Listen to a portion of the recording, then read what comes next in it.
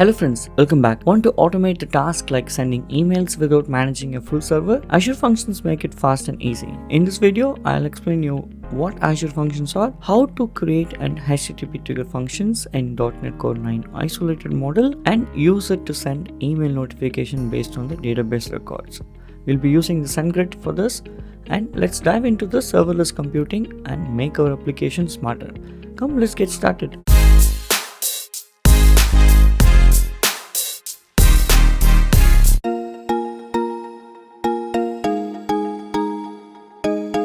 This video is part of the full stack development video series. We were building the Smart Certify online certification platform application. So this video specifically, and we'll be dealing with the Azure Functions at a high level and see how we can create HTTP trigger Azure Functions using the .NET Core 9 isolated model. Come, let's dive into the topic. Let's quickly recap what are Azure Functions. Azure Functions are nothing but a serverless solution that allows you to write less code in the cloud environment. It is a serverless application platform and a function as a service. Now, if you have not understood what it is, I will explain you in a bit. Alright, so let's take an example. Okay, that way it will be easy for everyone to understand. So we have this backend web API. It has a lot of endpoints, right? So this is like basically a backend application which has been used by the front end. Now this is deployed to Azure in Azure App Service as a web app. All right. Now, basically, what if you want just one endpoint out of this whole stuff, a small piece of logic that you wanted to execute? Where will you do this? You don't want it to have this whole app services to be running for that one single small logic. Correct? Let's say I wanted to send an email. That email sending part is no need to be here. That's something that needs to be somewhere that has to be running or run only when we want it on demand. That is when Azure Functions comes into picture. Okay, I'm going to minimize this and I'm going to show you the difference. So basically Azure Functions can be written in any of these languages, okay, and Azure Functions also run behind the scene as a Azure App Service plan itself, but it is based on how much you run and how much you consume. This is the best example I can give you. So let's consider this. Okay, so I have this web app deployed to Azure App Service, which is to the right side. Okay, let's understand now function versus app service. So Azure Function it's just a serverless compute service for running a small event-driven piece of code. So basically, let's say one of this API alone needs to be running. I don't want to develop a whole web API. I just need a piece of code. For example, let's say this is the piece of code that I'm looking for. I want this to be running or run whenever I want. I don't want to create a whole web app for that. That is when you choose Azure Functions. So basically, Microsoft will provide an environment for you to run that small piece of logic in their serverless environment, meaning you don't need to worry about any infrastructure. You will tell that this is the code that needs to run. It knows what to do. But Azure App Service, which is this side, it's a fully managed application for hosting the web application or the REST APIs or the backend calls. That's the difference, main difference. Okay. Now use cases, like we just discussed use case, a small email notification that I wanted to send, I can use that as Azure Functions. I don't need to put that into this and deploy this as a backend web API. We don't need this. The function that you're running on the Azure Function is going to be an endpoint, which you will see shortly. Now, scalability wise, it is automatically scales based on the demand.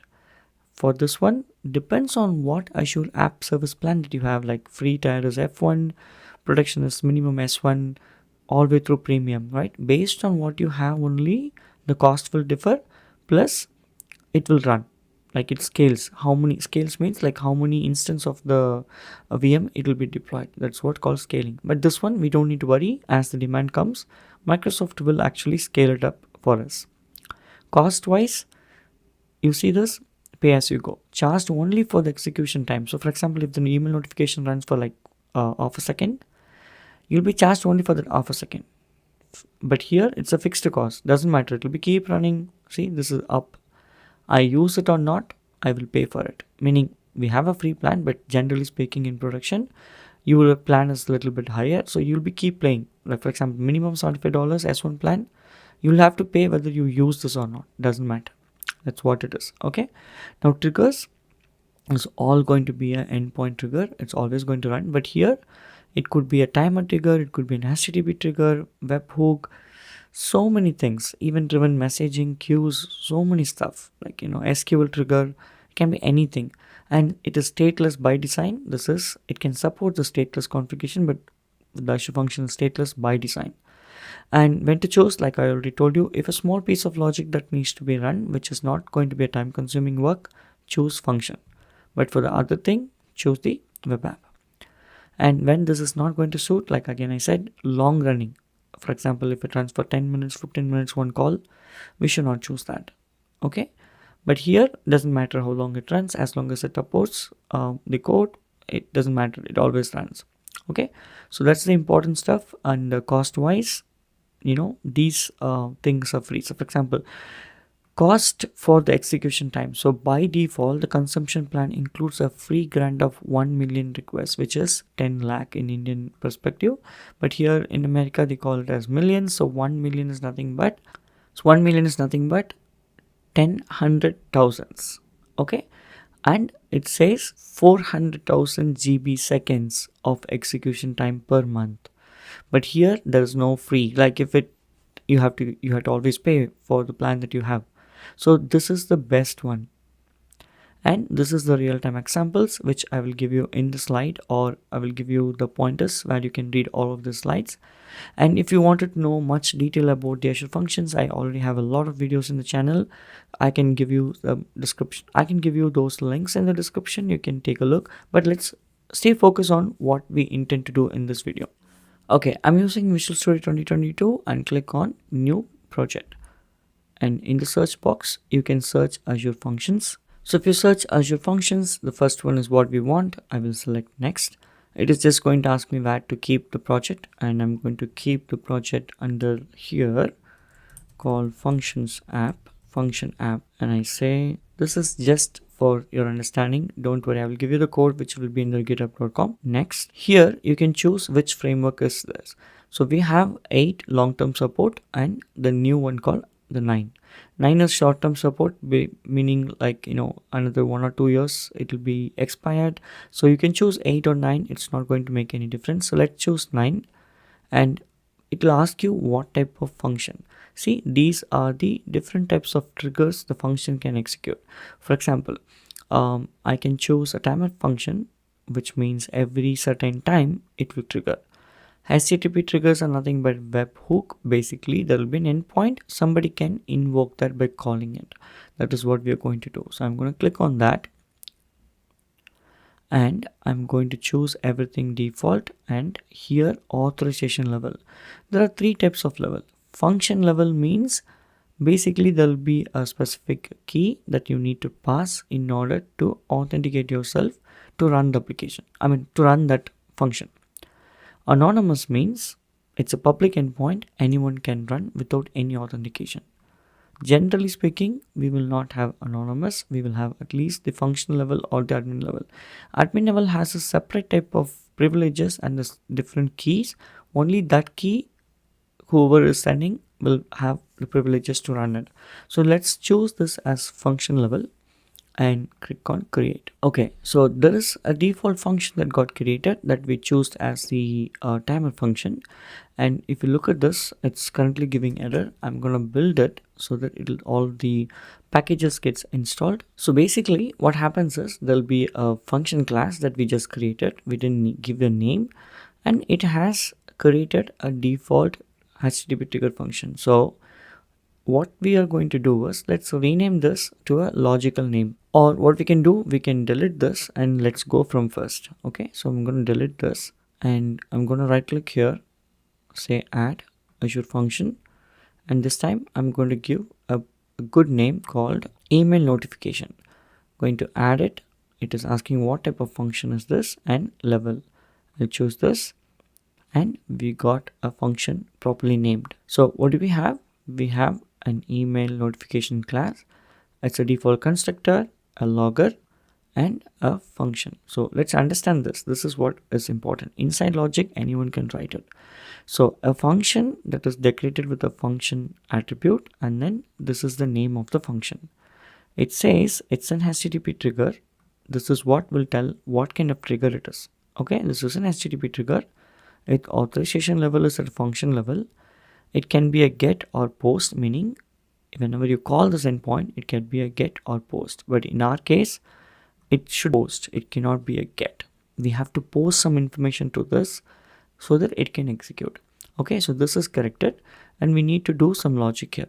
So what I'm going to do is, instead of boring you by writing the code, I'm going to bring up the code that is required for this email notification.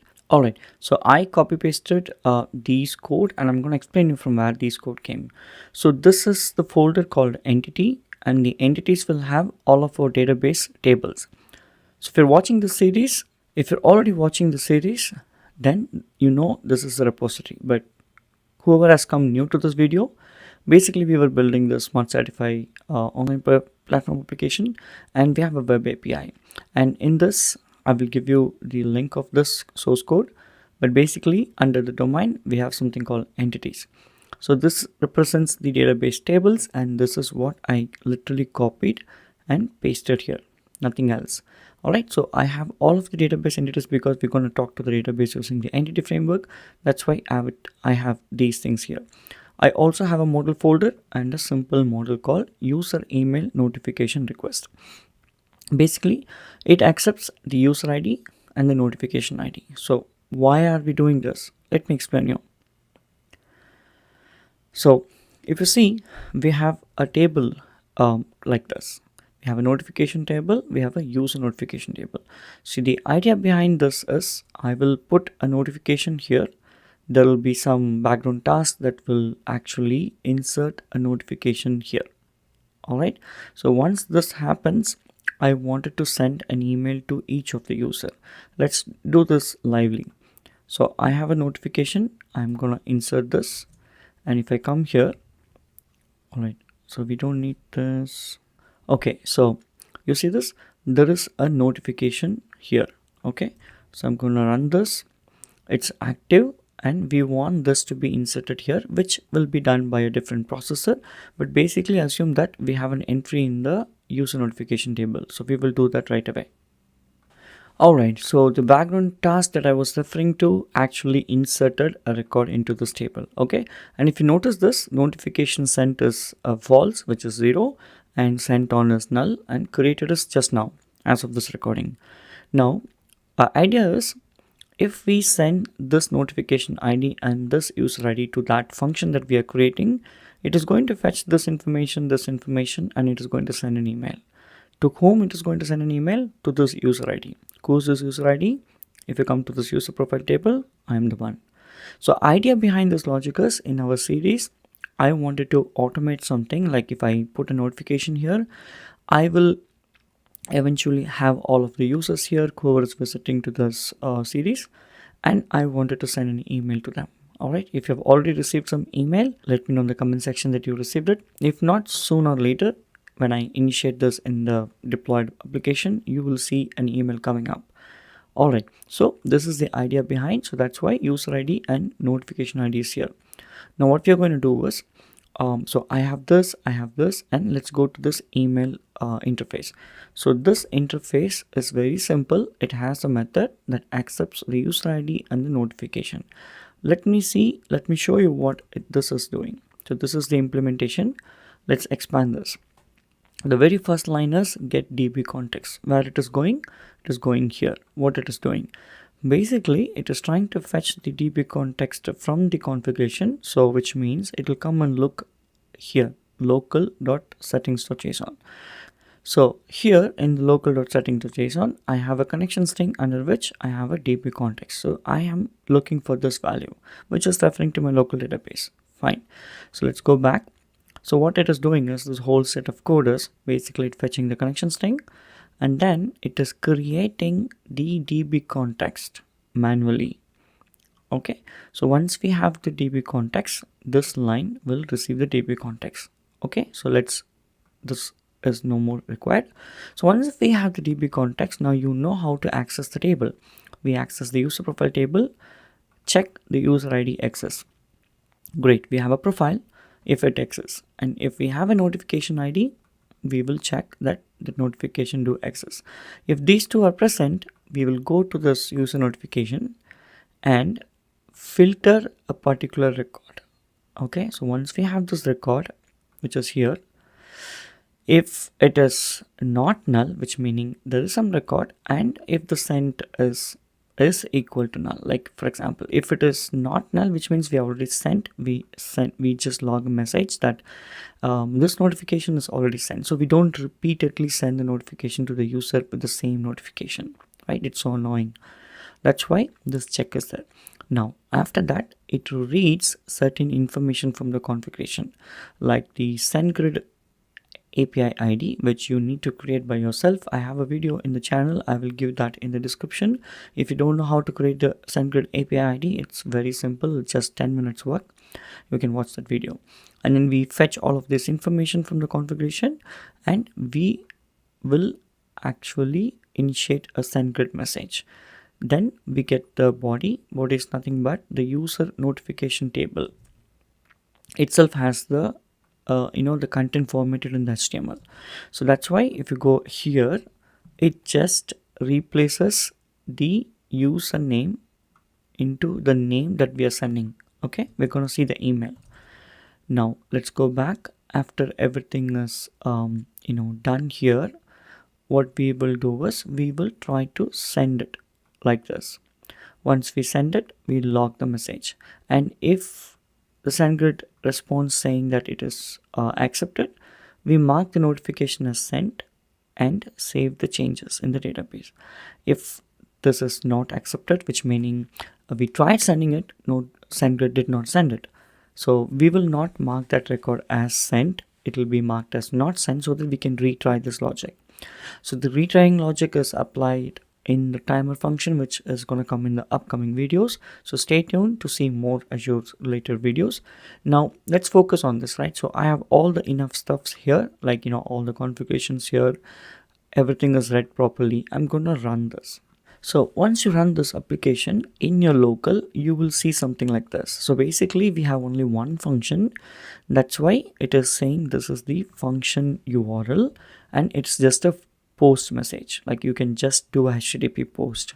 So I'm going to open the postman, which will be easy for us, and what I'm going to do is I'm going to go here to the new one to test this out. Okay, so it's going to be a post.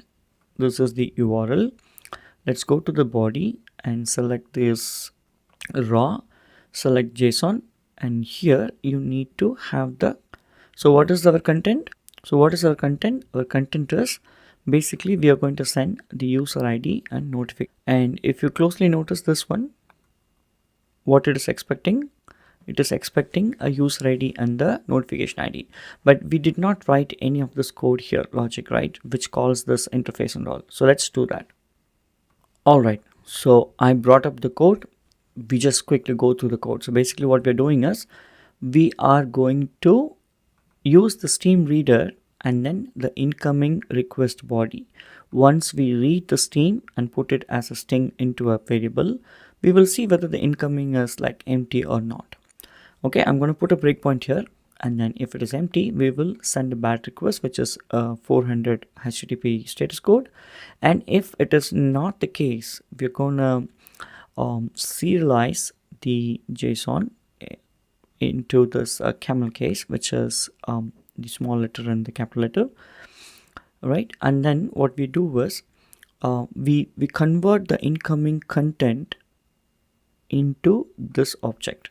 What is this object? This object is of user ID and notification ID, right? So this property has Pascal case, right? But from the JSON perspective, from here, it will be always like this. See, if Angular is sending, it is going to be like this.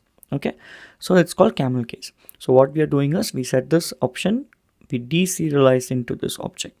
If this object is not null, or if the object is null, we will still say it's a bad request.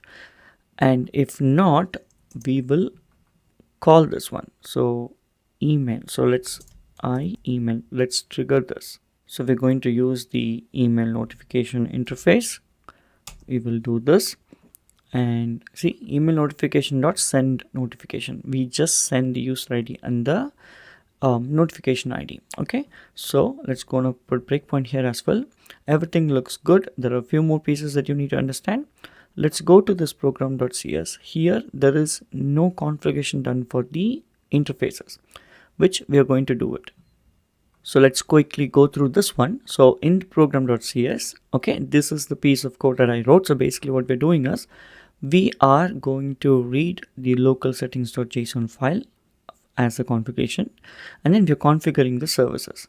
Okay, so the app insights are configured, and the scoped service, which is email notification, goes for email notification, right? So we configured this. So if you know, if you have already done this .NET Core configuring service, which is the dependency injection, that is what exactly we have done. Okay, so everything looks good. I'm going to run this again. Okay, so everything looks good. Now the application is started. It is listening to it. All right, so now what we do, let's go here and let's assume we're not sending anything. Okay, so let's hit on send and it reached. Okay, what it is going to do, see, it is null. So if I execute this, we will get a bad request. Okay, but if we send something, what will happen? It will come here, go here, be deserialized, and now it is matched to these two properties. This is good. We're going to go inside this DB context. We got the DB context because all of the codes are working code. That's why there is no error. And then all what we do is we'll talk to this table. You see this? Let's see what happens. This notification. See, notification is sent as false. That's why we are now eligible to read this key and send it. So what happened? I just ran it and it started giving email notification processed. So let's go back to the database, and if I just run this again, see, the notification is sent on this. See, it triggered an email and I got an email like this just 6 minutes ago, right? So I just got it and this looks good. And if I click on this, it's going to take me to the series that we were talking about. So this is the entire series that's going on. We have a bunch of videos coming up. So let's quickly summarize. What we have done is we have created the .NET Core 9 Azure Functions in local using the Visual Studio 2022. And we know how to set up all of these things and run the application and hit the breakpoint using the Postman. And we were able to use the HTTP trigger function to send a notification email using the SendGrid system. I hope you enjoyed this video. If you like this video, don't forget to hit that like button and subscribe to my channel. If you have any questions or comments, let me know in the comment section. And stay tuned. I'll see you in the next video. Thanks for watching. If you found this video helpful, please give it a thumbs up and subscribe to our channel for more tech tutorials. And don't forget to hit the bell icon to get notified when we post new videos. If you have any questions or suggestions, leave them in the comments below. Happy coding!